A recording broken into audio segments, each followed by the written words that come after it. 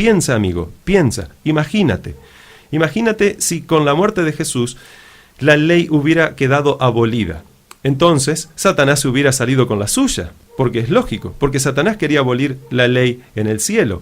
Cuando hay personas que piensan que Jesús clavó los mandamientos en la cruz, que abolió los mandamientos en la cruz, lo que están diciendo es que lo que Satanás no pudo hacer en el cielo y por eso fue echado, Jesús lo hizo en la cruz.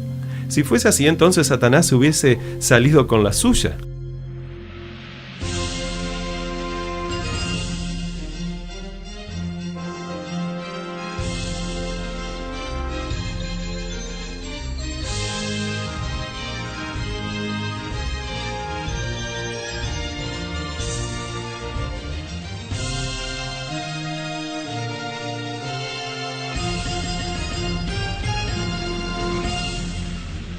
Buenos días, mis amigos, bienvenidos a otro programa de Presentando la Verdad aquí en Radio Reconquista.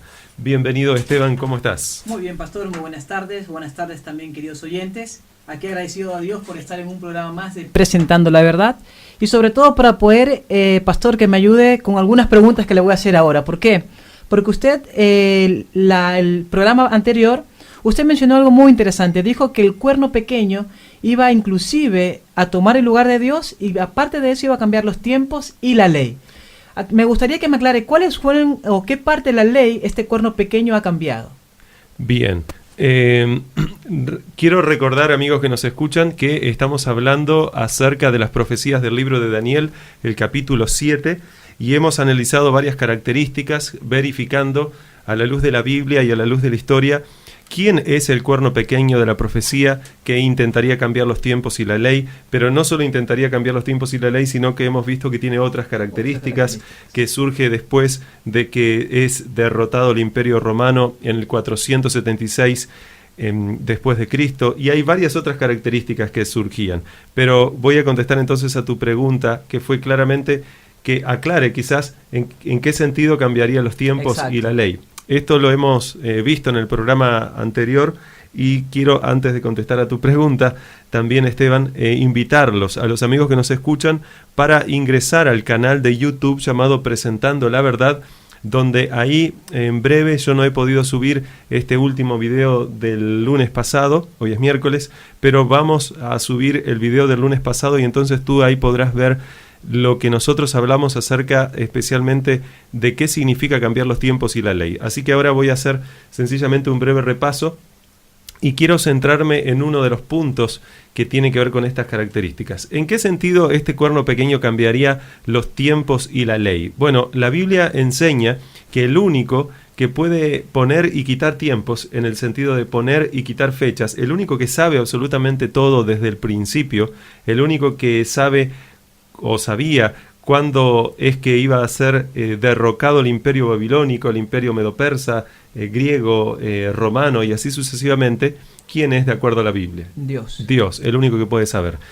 Y por lo tanto el único que pone y quita reyes es Dios. Es Dios también. Eso significa que si alguien por fuera de Dios quiere de alguna forma modificar ese calendario profético que Dios había hecho, evidentemente se está atribuyendo funciones que no tiene, que es la de cambiar los tiempos. Eso en un sentido, pero en otro sentido hemos visto claramente que cuando los estudiosos, especialmente de la última parte de la Edad Media, muchos cristianos, que dentro de los cuales estuvo Martín Lutero, Calvino, estuvieron varias personas que fueron considerados como los reformadores, y el que es considerado como uno de los grandes reformadores, que es Martín Lutero.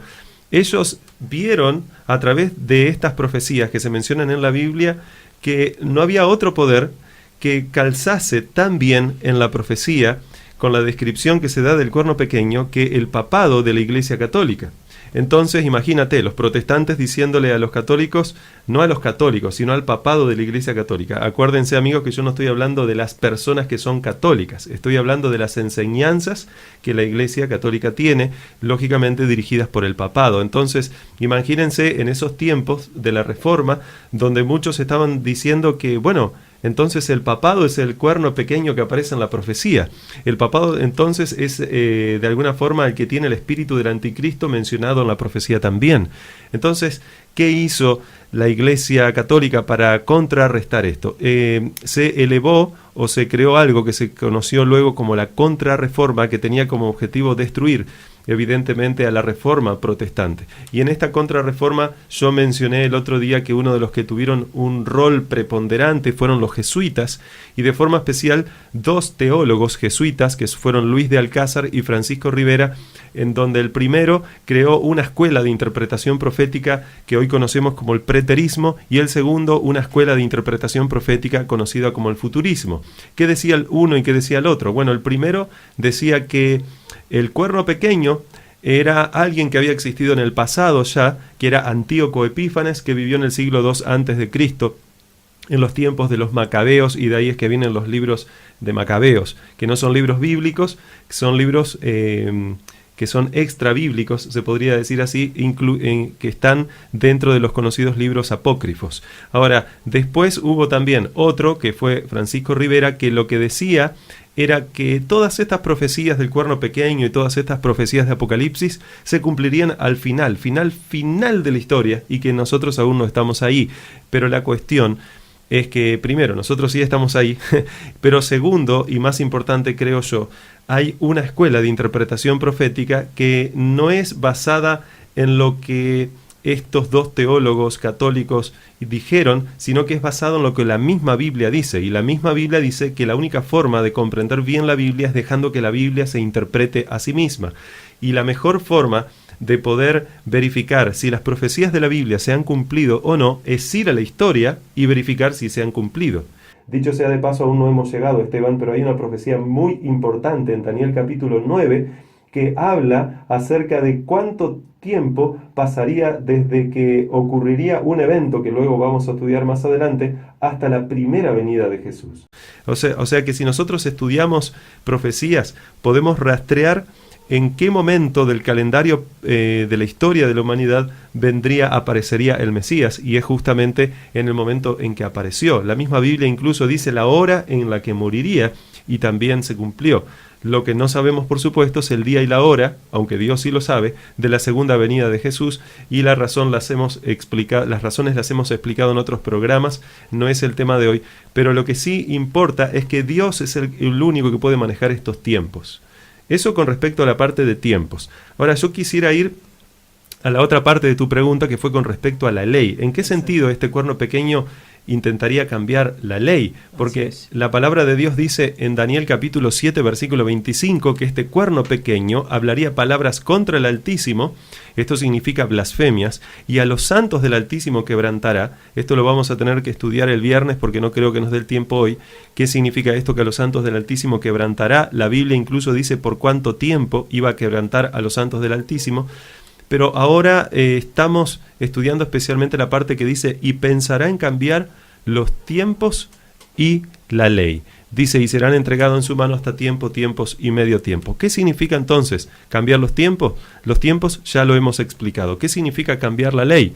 Bueno, el programa pasado lo hablamos también, lo voy a repasar ahora, pero esencialmente es en modificar o quitar de en medio la verdadera ley de Dios que aparece en la Biblia. Cuando uno estudia la Biblia, amigos que nos escuchan, ustedes sabrán que la Biblia está compuesta de 66 libros, pero hay dos libros de ellos, que son el libro de Éxodo y el libro de Deuteronomio, donde se encuentran de forma especial estos 10 mandamientos.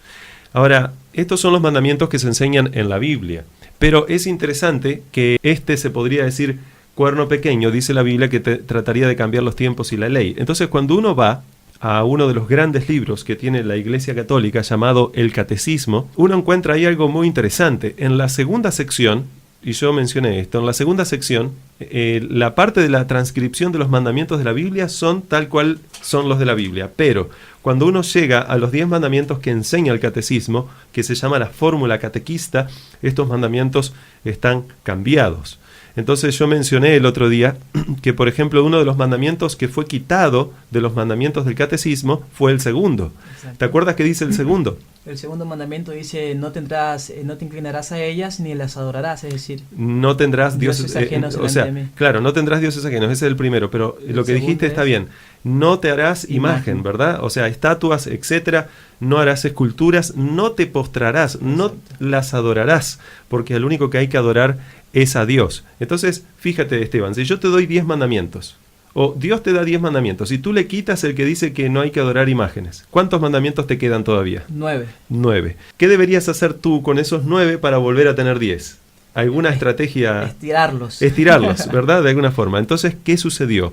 ¿Qué hizo la Iglesia Católica? Hablo claramente, no estoy hablando, amigos, de los católicos, estoy hablando del papado de la Iglesia Católica. O sea, no estamos hablando de los miembros. No estamos hablando de las doctrinas que esta Iglesia enseña. Entonces, por supuesto, los que inventaron estas doctrinas son seres humanos. Entonces hay una acusación que no proviene de mi palabra, Esteban, no proviene de alguien que está hablando sencillamente por un micrófono de Radio Reconquista. Estoy hablando de que la Biblia dice que el cuerno pequeño haría esto. Entonces vemos que, bueno, quitaron un mandamiento, les quedaron 9, ¿y qué hicieron para que les vuelva a quedar 10? El 10º mandamiento, que ahora pasó a ser el 9º para ellos, porque le quitaron uno, entonces todo subió un número. ¿Qué hicieron con el 9º mandamiento o el 10º? Con el 10º de la ley de Dios lo dividieron en 2. Entonces el 10º mandamiento de la ley de Dios dice no codiciarás, pero en el caso de la Iglesia Católica ese mandamiento está en 2 mandamientos. El 9º mandamiento dice no codiciar la mujer del prójimo, no codiciarás la mujer del prójimo, y el 10º no codiciarás los bienes de tu prójimo. Pero esos 2 mandamientos no son 2, son 1. Bueno, hubieron varios cambios, pero lo interesante de esto, Esteban, es que hay otro, que es el 4º mandamiento de la ley de Dios, que ya no aparece más. ¿Cuál es? El que dice que hay que santificar el sábado. ¿Qué dicen los mandamientos de la Iglesia Católica? Sencillamente santificarás las fiestas. Una de las fiestas es el domingo, ¿no? Entonces, o sea, así es como está entendido por ellos. La cuestión es que hay algo interesante. Hay 2 mandamientos que claramente fueron, se podría decir, borrados. Uno es el de no adorar imágenes, y otro el tema del sábado, de guardar el sábado. Ahora, los 2 mandamientos tienen que ver con la adoración. El 2º mandamiento tiene que ver con adorar imágenes. Y el 4º mandamiento, que es el del sábado, dice, acuérdate, dice la palabra de Dios, de santificar el día sábado. Lo voy a leer acá de la Biblia tal cual está, porque quiero llegar a una palabrita interesante. Dice, acuérdate del día de reposo, lo cual es sábado, para santificarlo. 6 días trabajarás y harás toda tu obra, mas el 7º es reposo para Jehová tu Dios. No hagas en él obra alguna, ni tú, ni tu hijo, ni tu hija, ni tu siervo, ni tu criada, ni tu bestia, ni tu extranjero que está dentro de tus puertas, porque en 6 días hizo Jehová los cielos y la tierra, el mar y todas las cosas que en ellos hay, y reposó en el 7º día. Por lo tanto Jehová bendijo el día de reposo y lo santificó. ¿Qué día de forma especial Dios apartó para su adoración? El sábado. El sábado, eso dice la Biblia. Eso significa que si yo no guardo el sábado, guardo cualquier otro día, realmente yo no estoy obedeciendo a Dios, y por lo tanto si le desobedezco no estoy adorando a Dios tal cual. Ahora, yo a esta altura quiero hablar sobre algo muy importante, porque yo sé que muchos, y esto lo hemos hablado anteriormente, pero quiero dedicar unos minutos para hablar sobre esto, Esteban.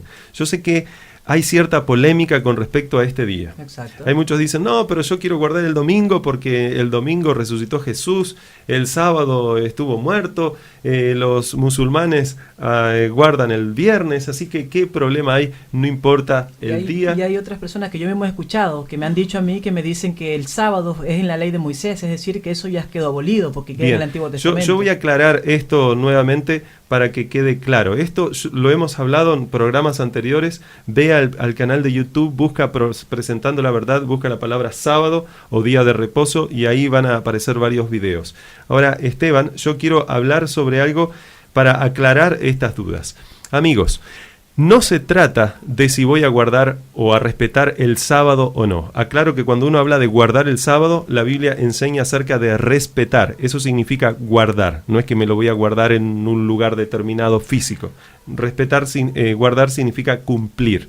No se trata de si voy a guardar o respetar el sábado o no. No se trata de si voy a guardar el sábado o el domingo. Se trata de si le voy a ser fiel a Dios o no. El cuarto mandamiento, el del sábado, es el único mandamiento a través del cual se identifica a Dios como creador de los cielos y la tierra. Es el único mandamiento en donde se identifica a Dios como mi dueño. El Salmo capítulo 24, versículos 1 y 2 dice: de Jehová es la tierra y su plenitud, el mundo y los que en él habitan. O sea que yo le pertenezco a Dios. Y dice el versículo 2, ¿por qué? Porque él la fundó sobre los mares y la afirmó sobre los ríos. En la Biblia ya había una profecía que decía que un poder contrario a Dios intentaría cambiar la ley de Dios. Vemos que este poder, representado por el cuerno pequeño, haría guerra contra los santos y los vencería, intentaría, por lo tanto, en cambiar los tiempos y la ley, dice la Biblia en Daniel 7:25. Esto significa que en la Biblia ya se profetizaba que un poder que se exaltaría como si fuese Dios, intentaría en cambiar la ley de Dios. De este poder, dice la Biblia en 2 de Tesalonicenses 2:4, que se opone y se levanta contra todo lo que se llama Dios o es objeto de culto, tanto que se sienta en el templo de Dios como Dios, haciéndose pasar por Dios. En otras palabras, es un poder blasfemo, porque blasfemia, hemos visto los otros días, que es hacerse pasar por Dios o decir ocupar el lugar de Dios. No se trata de un día, como muchos dicen, tanto problema por un día. Yo les respondería a estas personas que rebajan los mandamientos de Dios, y especialmente el cuarto mandamiento, al decir tanto problema por un día, yo les respondería, tanto problema por un árbol, tanto problema por un fruto. ¿Quién eligió el árbol del cual no debían comer Adán y Eva? ¿Dios o el hombre? ¿Quién eligió el séptimo día sábado como santo? ¿Dios o el hombre? Dios, evidentemente, y Dios lo eligió ¿cuándo? Lo eligió en la creación misma de este mundo. No lo eligió recién en el monte de Sinaí como algunos piensan. El sábado existía antes de que existiera un solo judío en este mundo. ¿Quién dijo, el sábado es una señal eterna entre mí y ustedes? ¿Quién dijo que en el cielo, en la tierra nueva, guardaremos el sábado de mes en mes y de sábado en sábado? Dice la Biblia que iremos todos a adorar delante de Dios. ¿Quién dijo eso? Y evidentemente el que dijo eso es Dios. Eso está en Isaías 66, versículos 22 y 23. Ahora, seguramente muchos de ustedes, amigos, que nos están escuchando ahora, están de acuerdo en que no hay que adorar imágenes. Muchas personas están de acuerdo con esto, están de acuerdo en que no hay que arrodillarse delante de cualquier ser humano, excepto que fuese Cristo. Si yo les pidiese que se arrodillasen delante del Papa, por ejemplo, seguramente no lo harían, porque el Papa es un hombre y no Dios. Seguramente están de acuerdo en que no debemos inclinarnos delante de ninguna estatua, de ningún tipo de santo, virgen o lo que sea. Pero si yo les preguntara, ¿por qué no se arrodillan? ¿Qué me dirían? Me van a decir que no se arrodillan porque la Biblia lo prohíbe, lógicamente. Y si yo les preguntara, ¿dónde dice la Biblia eso que está prohibido? Seguramente me dirían en los mandamientos. Especialmente en el segundo mandamiento, Dios prohíbe adorar imágenes. Pero amigo, ¿qué más dicen los mandamientos? Los mandamientos son 10, no son 1. Los mandamientos son 10, no 8 o 9, como algunos pueden llegar a pensar. Los mandamientos son 10, y Jesús dice que no debemos enseñar que alguno de estos mandamientos es pequeño, porque pequeños seremos llamados en el cielo. No es que en el cielo vamos a andar como pequeñitos. Está hablando claramente Jesús de que no tenemos que decir que alguno de estos mandamientos es muy pequeño. Santiago dice que si guardamos todos, pero no guardamos uno, nos hacemos culpables de todo. Eso de todos. Eso está en Santiago 2:10. Hay personas que piensan que no debemos guardar los mandamientos de Dios porque Jesús clavó los mandamientos de Dios en la cruz. Ahora, quizás tú, amigo, piensas igual. Quizás estés pensando o diciendo que ya no hace falta guardar los mandamientos porque Jesús los guardó por nosotros y luego los clavó en la cruz. Pero sabes que los que piensan así no tienen idea de lo que están diciendo. Es cierto que Jesús guardó los mandamientos para que su sacrificio fuera aceptado por el Padre, pero el mismo Jesús dijo claramente que no vino para abolir la ley y los profetas, no vino para invalidar, sino para cumplir. Jesús dijo que era más fácil que perezcan el cielo y la tierra antes de que se cambie un tilde de la ley. O sea que antes de que se cambie tan solo una letra de la ley, es más fácil que pasen el cielo y la tierra. Piensa, amigo, piensa. Satanás acusó a Dios en el cielo de que Dios era injusto y por lo tanto la ley de Dios también era injusta. De eso lo acusó Satanás a Dios. Satanás dijo que la ley que él proponía, que Satanás proponía, era mejor que la de Dios. La ley de Satanás era una ley donde no hubiera ley, por supuesto. Satanás quería abolir la ley de Dios en el mismo cielo y no pudiendo hacerlo, trató de hacerlo en este mundo y trata de abolir, anular la ley de Dios en este mundo. Para eso está usando el cuerno pequeño y a los poderes del mundo para lograr este fin. Dice la Biblia, tratará de cambiar los tiempos y la ley. Piensa, amigo, piensa, imagínate. Imagínate si con la muerte de Jesús la ley hubiera quedado abolida. Entonces, Satanás se hubiera salido con la suya, porque es lógico, porque Satanás quería abolir la ley en el cielo. Cuando hay personas que piensan que Jesús clavó los mandamientos en la cruz, que abolió los mandamientos en la cruz, lo que están diciendo es que lo que Satanás no pudo hacer en el cielo y por eso fue echado, Jesús lo hizo en la cruz. Si fuese así, entonces Satanás se hubiese salido con la suya.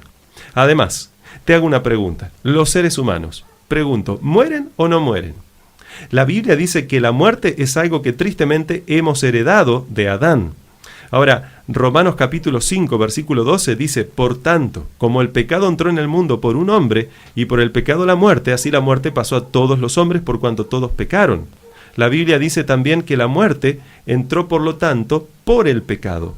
La Biblia dice en Romanos 5, 14, no obstante, reinó la muerte desde Adán hasta Moisés, aún, y fíjense ahora lo que va a decir, aún en los que no pecaron a la manera de la transgresión de Adán, el cual es figura del que había de venir.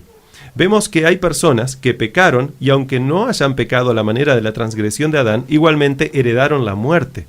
Con esto en mente, amigo, entonces, yo te pregunto, ¿cuál transgresión? ¿A cuál transgresión se refiere la Biblia al decir, aún los que no pecaron a la manera de la transgresión de Adán, igualmente recibieron la muerte? Bueno, acabamos de leer que la Biblia dice que la muerte vino por causa del pecado.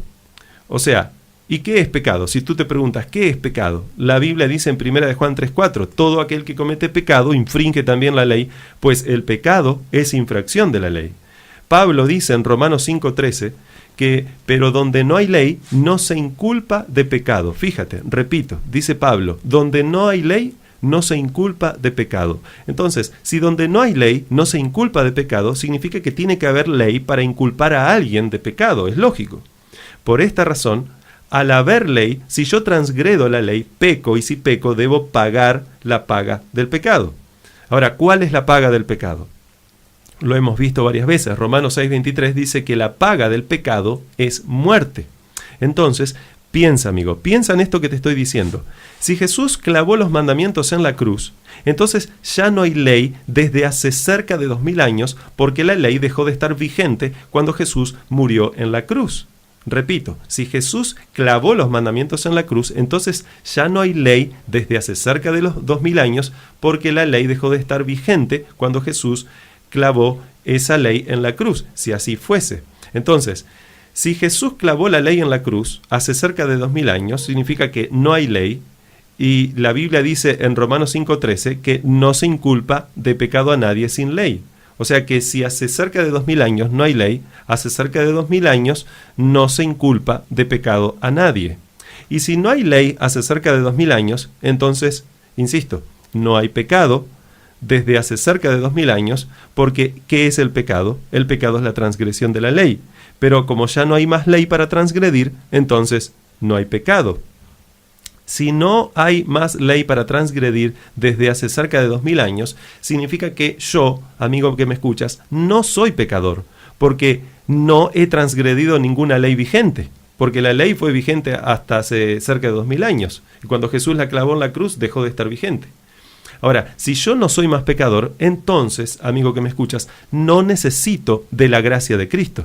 Porque de acuerdo a 1 de Timoteo capítulo 1, versículo 15, Cristo vino a salvar a los pecadores, no a los justos. Y siendo que yo no he pecado porque no he transgredido ninguna ley, porque tampoco soy pecador, por lo tanto Cristo no vino a morir por mí, porque Cristo vino a morir por pecadores. Y si Cristo no vino a morir por mí, entonces en vano estoy predicando el Evangelio. Esteban, terminemos ya mismo este programa de radio, volvamos a casa y hagamos todo lo que queramos en la vida porque ya no hay más ley y por lo tanto ya no hay más pecado, ya no existe tal cosa como el pecado y nadie puede condenarnos si matamos, si violamos, si adulteramos, si robamos, si mentimos. Amigos, esta es la postura de Satanás. Satanás quisiera poder hacer lo que quiera sin ninguna consecuencia. Satanás quiere poder pecar sin que se lo acuse de pecar. Él sabe que el pecado genera muerte y para evitar la muerte sabe que debe evitarse el pecado. Y amigo que me escuchas, solo hay dos formas de evitar el pecado. Y te las voy a decir ahora. La primera es obedeciendo a Dios y suplicándole poder para vencer el mal, haciendo la voluntad de Dios, guardando sus mandamientos. O sea, la única forma en que tú no estés pecando es pidiéndole poder a Dios para poder vencer el pecado. Y para eso vino Jesús. Ahora, la otra forma para evitar el pecado es otra muy diferente. ¿Y sabes cuál es? Es quitar la ley que indica que algo es pecado. Porque si yo quito esa ley, entonces ya no existe más el pecado. Es lo que estamos diciendo. El mismo Pablo dijo, sin ley no hay pecado. Por lo tanto, esto implicaría quitar la ley del gobierno de Dios, que de acuerdo a Salmo 119, 152, Dios para siempre la ha establecido. O sea que yo le tendría que pedir a Dios que quite algo que Él para siempre estableció. Si se dan cuenta, la primera forma implica una entrega total a Dios y obediencia. La segunda forma implica rebeldía total y desobediencia. Por ejemplo, cuando yo voy en auto por la calle y el semáforo tiene la luz roja encendida, debo detenerme y si no me detengo y viene un inspector de tránsito y me cobra una multa, no puedo pensar que el inspector se está equivocando, porque sencillamente él está haciendo cumplir la ley. ¿Cuál ley? La ley de tránsito, donde está escrito que no puedo pasar con la luz del semáforo en rojo. ¿Qué debo hacer entonces para que luego no me sigan cobrando más multas? Bueno, hay solo dos opciones. Primero, obedezco las leyes de tránsito o segundo, pido al gobierno que derogue las leyes de tránsito, que quite todas las leyes de tránsito. Creo yo que tú comprendes bien el punto, amigo mío. Lo lógico, lo razonable, lo bueno sería que las leyes de tránsito siguieran existiendo, porque no son leyes malas, son leyes establecidas para garantizar el orden y cuidar la vida de los seres humanos. Lo que debe cambiar no es la ley, porque la ley es buena. Quien debe cambiar soy yo, mi corazón, que quiere transgredir la ley. Jesús en la cruz pagó la multa por mis pecados y por los de toda la raza humana. Y sabiendo eso, me da poder para vencer el mal y no transgredir su ley. O sea, además de esto, quiero decir, además de pagar por mis pecados en la cruz, me da el poder para poder vencer el mal cumpliendo su ley. Así como ocurre con la ley de tránsito. El problema no está en la ley de tránsito, sino en los que no quieren obedecerla. Y creo que hay muchos. Y en esta ciudad yo conozco varias personas. Pero de la misma forma, el problema no está con la ley de Dios, sino con los que no quieren obedecer la ley de Dios. Estas personas que no quieren obedecer la ley de Dios y que están contentos con la idea de que Cristo haya clavado la ley de Dios en la cruz, se dejan guiar por el mismo diablo que no quiere obedecer la ley de Dios. Jesús vino a morir al mundo porque hemos transgredido la ley de Dios. Jesús cumplió la ley de Dios, murió en la cruz y pagó lo que la ley de Dios demandaba por el pecado, que es la muerte. Pero Jesús no solo nos da el perdón de los pecados, si lo aceptamos como nuestro Salvador, por supuesto, sino que, si se lo pedimos, nos da el poder para vencer el pecado. Jesús, por lo tanto, transforma nuestro corazón de piedra en un corazón de carne que en vez de transgredir la ley de Dios, quiera cumplir, guardar la ley de Dios y se deleite en ello y diga como David dijo en el Salmo 119, 143, aflicción y angustia se han apoderado de mí, mas tus mandamientos fueron mi delicia. Amén. La mayor evidencia de que los mandamientos de Dios no fueron abolidos es que Jesús murió en la cruz para pagar la demanda de esos mandamientos. Lo que se clavó en la cruz es la demanda que la ley exigía, la muerte del ser humano, y para eso un ser humano fue muerto. Jesús fue clavado en la cruz, pero en la cruz no se clavó la ley de Dios porque la ley de Dios, dice la Biblia, es eterna. ¿Qué era más fácil para Dios? Decir, hoy, pobre Adán y Eva pecaron y ahora tienen que pagar con la muerte porque hay una ley que yo creé que demanda la muerte. Así que voy a quitar la ley que los acusa, así nada más los acusa y no tienen que morir. ¿Qué era más fácil? ¿Decir eso o decir mi ley es eterna y no puede ser anulada? Por lo tanto enviaré a mi Hijo para que muera por el ser humano y el ser humano sea libre de la condenación de la ley que es la muerte. ¿Qué era más fácil? ¿Qué le costaba más a Dios? ¿Quitar una ley o enviar a su Hijo? Si Dios hubiera quitado su ley, le tendría que haber dado la razón entonces a Satanás, que dijo que la ley de Dios no era justa. Por lo tanto, para mostrar a todo el universo que Satanás no tenía razón de acusar a Dios, sino que Dios es bueno y justo, dice la Biblia que Dios envió a su Hijo Jesús para morir por nuestros pecados. La Biblia dice en Romanos 3:26, con la mira de manifestar en este tiempo su justicia, a fin de que Él sea justo y el que justifica al que es de la fe de Jesús. La Biblia dice que todos somos pecadores, lo cual implica entonces que la ley está vigente. Si aceptas, amigo mío, que eres pecador, entonces debes aceptar que Jesús murió por ti para darte vida eterna y que lo ames. Y Jesús dijo, si me amáis, guardad mis mandamientos. Amigos que nos escuchan, gracias por haber escuchado este programa. Nos vemos entonces el viernes que viene a las 15 horas en otro programa de Presentando la Verdad. Y recuerda, Jesús dijo, y conoceréis la verdad, y la verdad os hará libres. Hasta el próximo programa.